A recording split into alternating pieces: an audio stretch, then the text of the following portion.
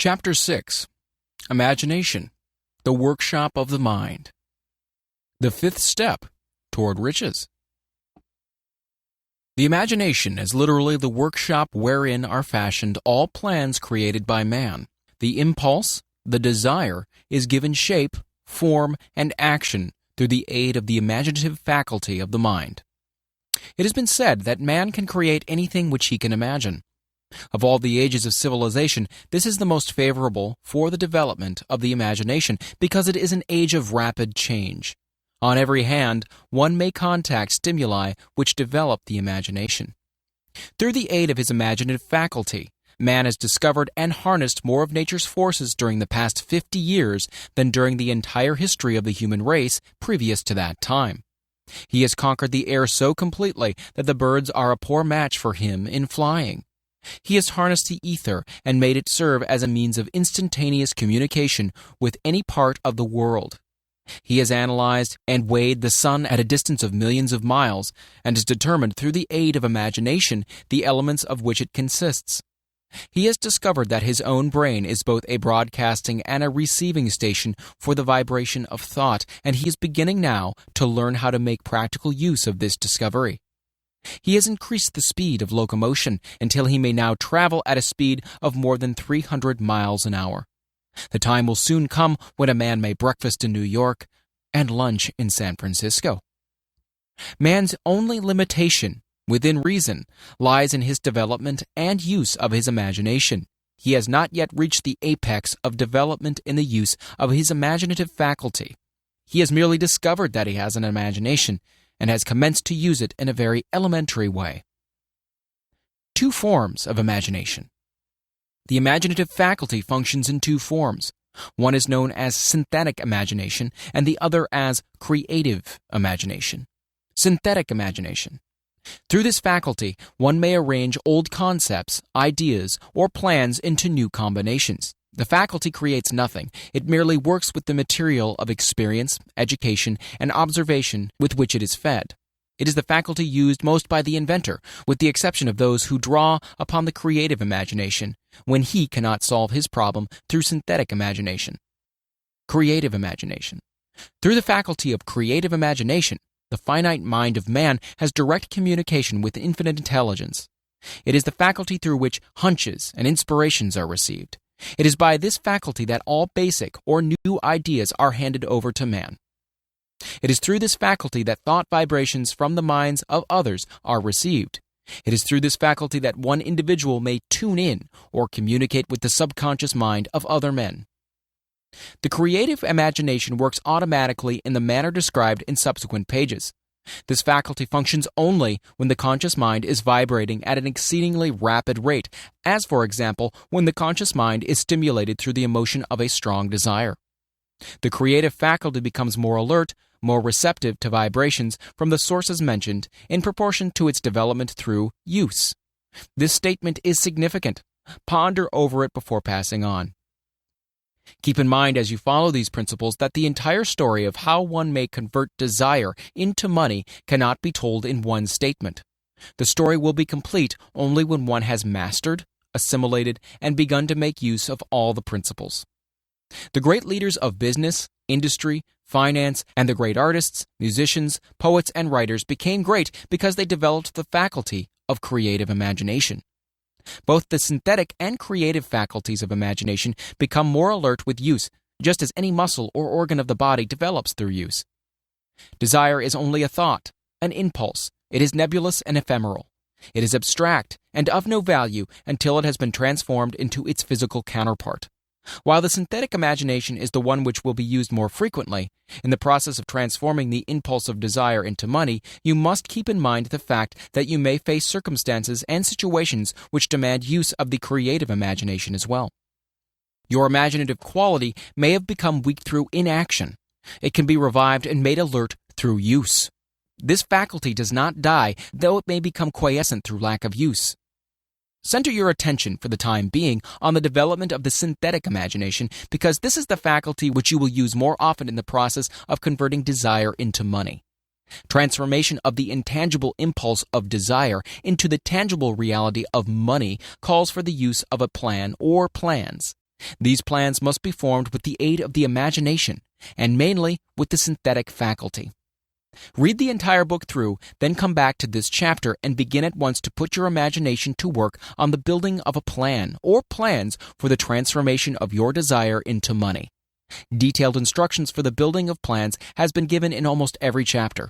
Carry out the instructions best suited to your needs. Reduce your plan to writing if you have not already done so. The moment you complete this, you will have definitely given concrete form to the intangible desire. Read the preceding sentence once more. Read it aloud, very slowly, as you do so. Remember that the moment you reduce the statement of your power and a plan for its realization to writing, you have actually taken the first of a series of steps which will enable you to convert the thought into its physical counterpart. The earth on which you live, you yourself, and every other material thing are the result of evolutionary change, through which microscopic bits of matter have been organized and arranged in an orderly fashion. Moreover, and this statement is of stupendous importance, this earth, every one of the billions of individual cells of your bodies, and every atom of matter began as an intangible form of energy. Desire is thought impulse. Thought impulses are forms of energy.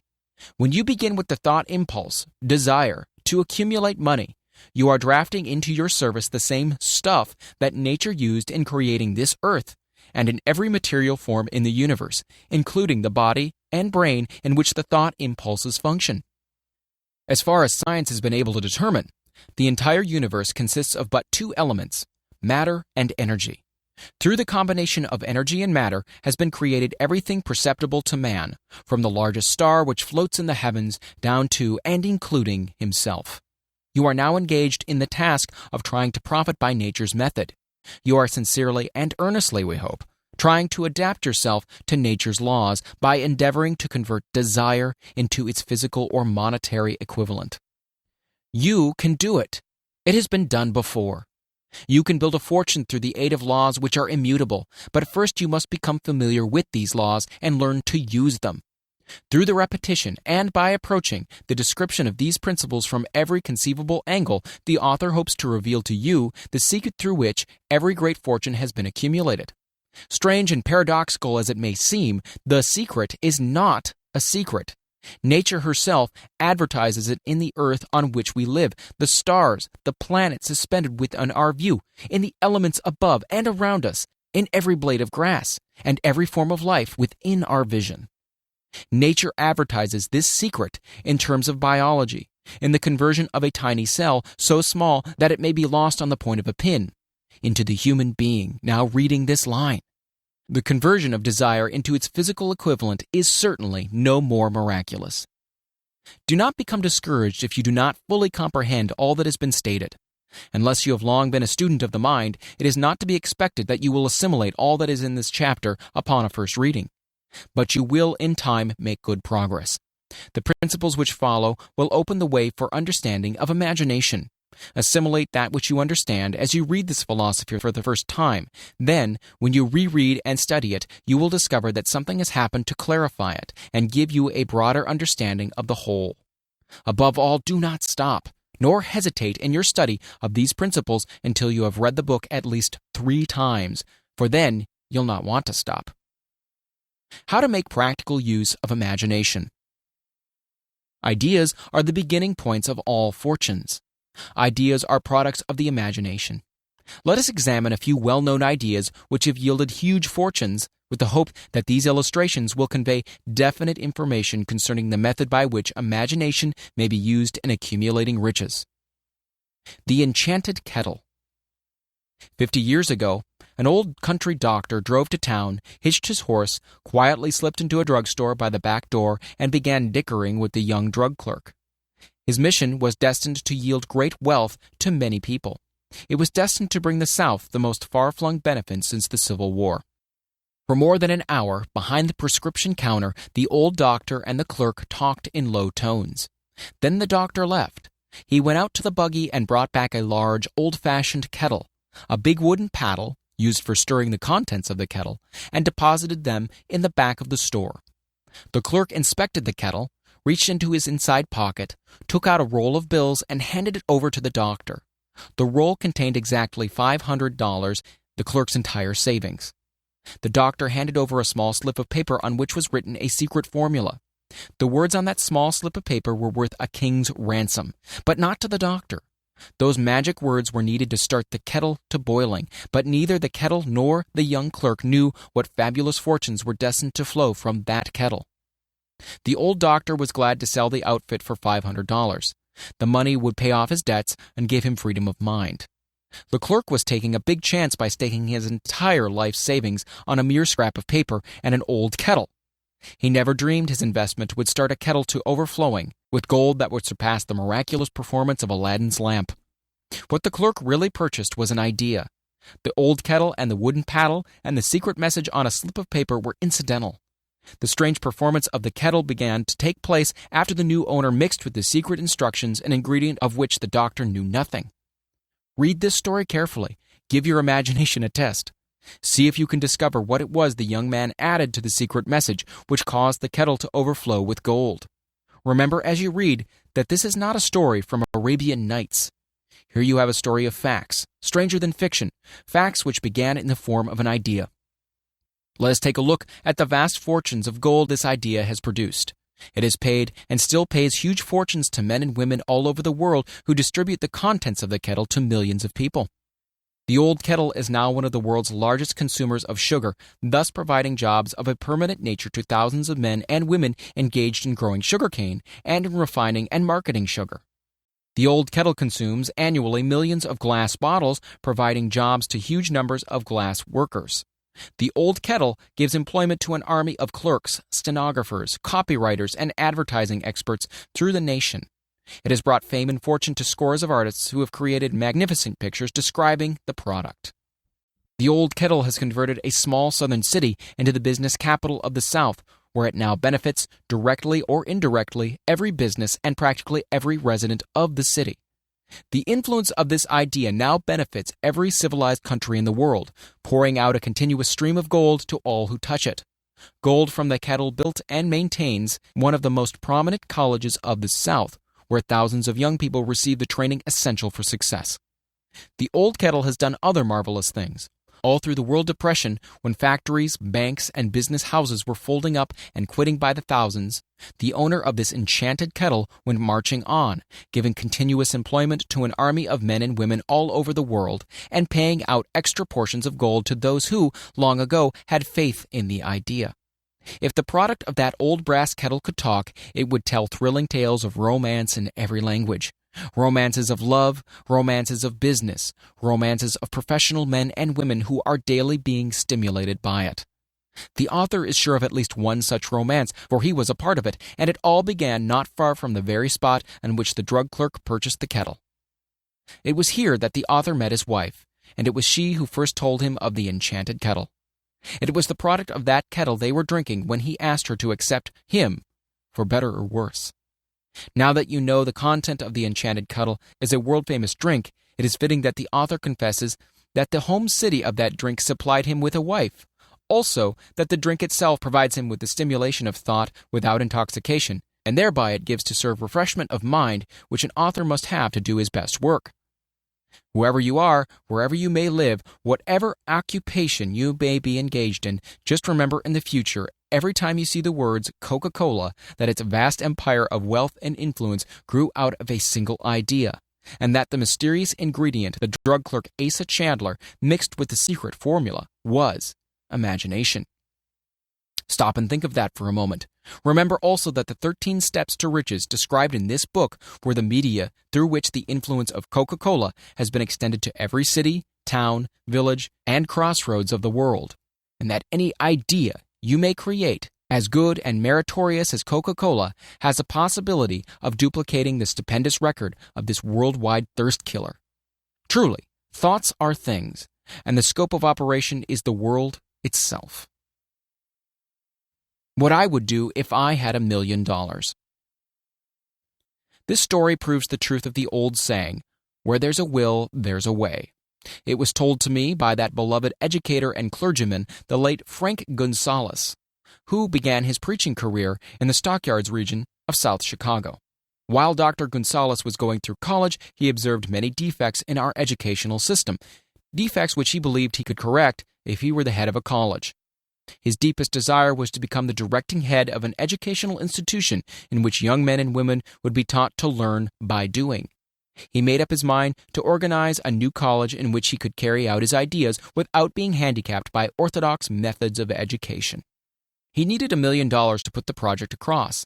Where was he to lay his hands on so large a sum of money? That was the question that absorbed most of his ambitious young preacher's thought. But he couldn't seem to make any progress. Every night he took that thought to bed with him. He got up with it in the morning. He took it with him everywhere he went. He turned it over and over in his mind until it became a consuming obsession with him. $1 million is a lot of money. He recognized that fact, but he also recognized the truth that the only limitation is that which one sets up in one's own mind. Being a philosopher as well as a preacher, Dr. Gonzalez recognized, as do all who succeed in life, that definiteness of purpose is the starting point from which one must begin. He recognized, too, that definiteness of purpose takes on animation, life, and power when backed by a burning desire to translate that purpose into its material equivalent. He knew all these great truths, yet he did not know where or how to lay his hands on $1 million. The natural procedure would have been to give up and quit. By saying, well, my idea is a good one, but I just can't do anything about it because I could never procure the necessary $1 million. This is exactly what the majority of people would have said, but it is not what Dr. Gonzalez said. What he said and what he did are so important that I now introduce him and let him speak for himself. One Saturday afternoon, I sat in my room thinking of ways and means of raising the money to carry out my plans. For nearly 2 years I had been thinking, but I had done nothing but think. The time had come for action. I made up my mind then and there that I would get the necessary $1 million within a week. How? I wasn't concerned about that. The main thing of importance was the decision to get the money within a specified time. And I want to tell you that the moment I reached a definite decision to get the money within a specified time, a strange feeling of assurance came over me, such as I had never before experienced. Something inside me seemed to say, "Why didn't you reach that decision a long time ago? The money was waiting for you all that time." Things began to happen in a hurry. I called the newspapers and announced that I would preach a sermon that following morning entitled, "What I Would Do If I Had $1 Million." I went to work on the sermon immediately, but I must tell you frankly, the task was not difficult because I had been preparing that sermon for almost 2 years.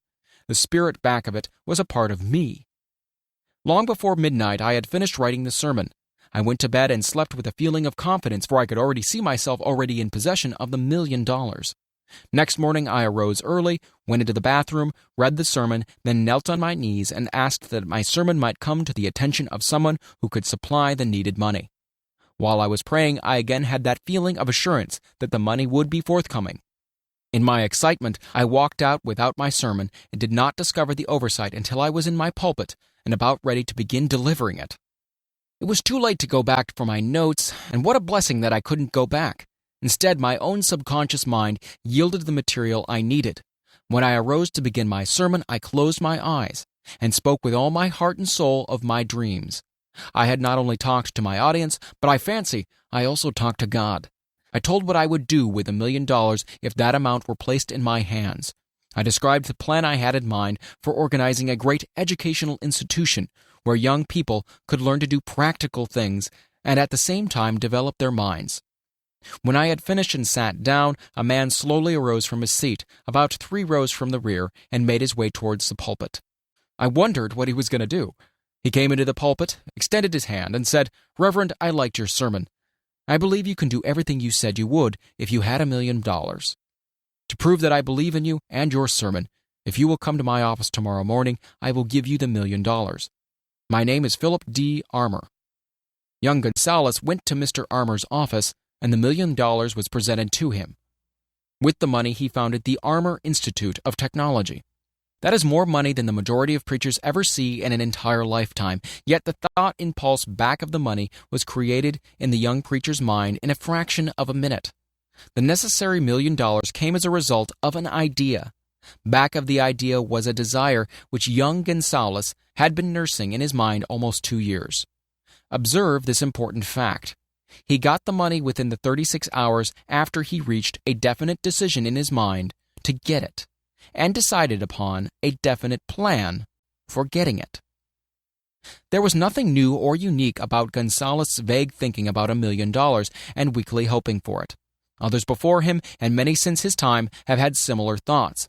But there was something very unique and different about the decision he reached on that memorable Saturday when he put vagueness into the background and definitely said, "I will get that money within a week." God seems to throw himself on the side of the man who knows exactly what he wants, if he is determined to get just that. Moreover, the principle through which Mr. Gonzalez got his $1 million is still alive. It is available to you.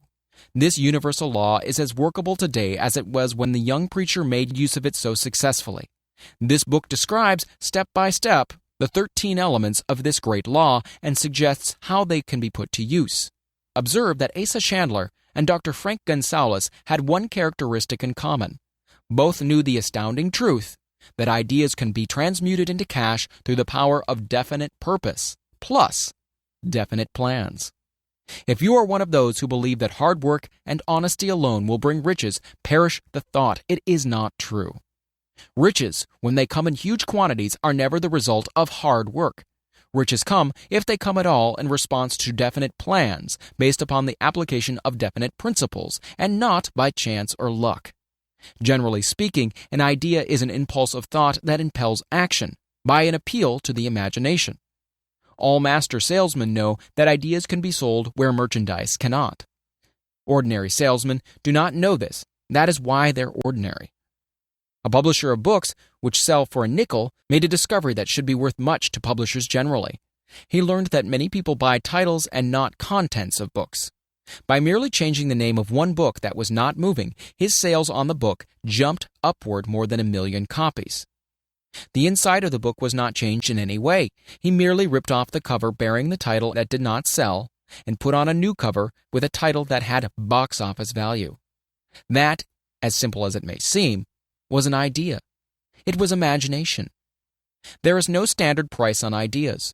The creator of ideas makes his own price, and if he is smart, gets it. The moving picture industry created a whole flock of millionaires. Most of them were men who couldn't create ideas, but they had the imagination to recognize ideas when they saw them. The next flock of millionaires will probably grow out of the radio business, which is new and not overburdened with men of keen imagination. The money will be made by those who discover or create new and more meritorious radio programs and have the imagination to recognize merit, and to give the radio listeners a chance to profit by it. The sponsor, that unfortunate victim who now pays the cost of all radio entertainment, soon will become idea-conscious and demand something for his money. The man who beats the sponsor to the draw and supplies programs that render useful service is the man who will become rich in this new industry. Crooners and light chatter artists who now pollute the air with wisecracks and silly giggles will go the way of light timbers, and their places will be taken by real artists who interpret carefully planned programs which have been designed to service the minds of men as well as provide entertainment. Here is a wide-open field of opportunity screaming its protest at the way it is being butchered because of lack of imagination and begging for rescue at any price. Above all, the thing that radio needs is new ideas. If this new field of opportunity intrigues you, perhaps you might profit by the suggestion that the successful radio programs of the future will give more attention to creating buyer audiences and less attention to listener audiences. Stated more plainly, the builder of radio programs who succeeds in the future must find practical ways to convert listeners into buyers.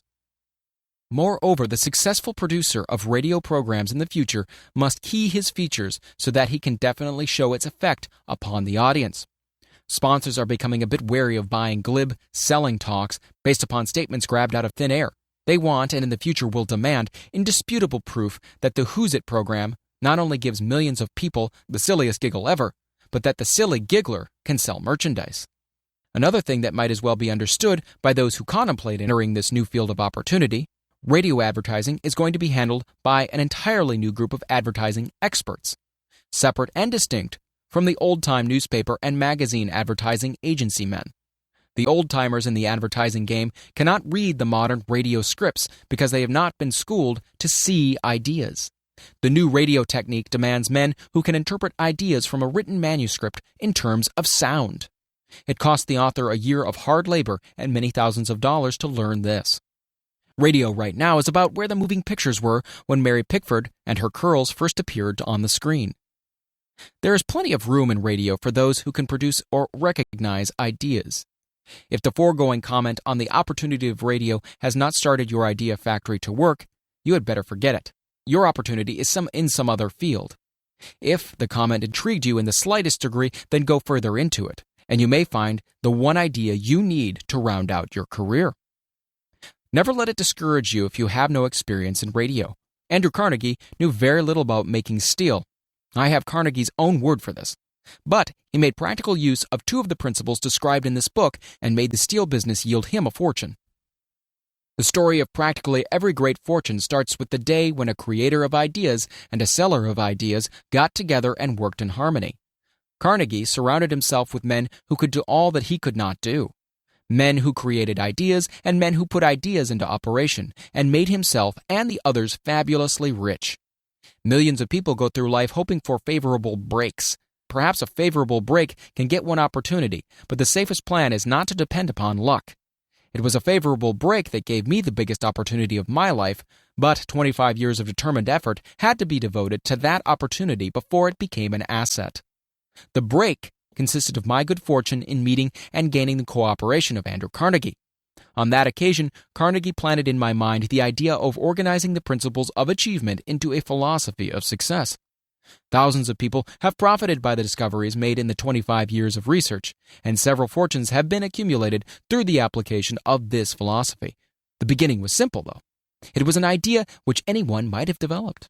The favorable break came through Carnegie, but what about the determination, definiteness of purpose, and the desire to attain the goal, and the persistent effort of 25 years? It was no ordinary desire that survived disappointment, discouragement, temporary defeat, criticism, and the constant reminding of waste of time. It was a burning desire. It was an obsession. When the idea was first planted in my mind by Mr. Carnegie, it was coaxed, nursed, and enticed to remain alive. Gradually, the idea became a giant under its own power, and it coaxed, nursed, and drove me. Ideas are like that. First you give life and action and guidance to ideas, then they take on power of their own and sweep aside all opposition. Ideas are intangible forces, but they have more power than the physical brains that give birth to them. They have the power to live on after the brain that created them are returned to dust. For example, take the power of Christianity. That began with a simple idea born in the brain of Christ. Its chief tenet was, do unto others as you would have others do unto you.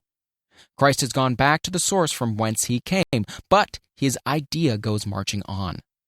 Someday it may grow up and come into its own. Then it will have fulfilled Christ's deepest desire. The idea has been developing only 2,000 years. Give it time.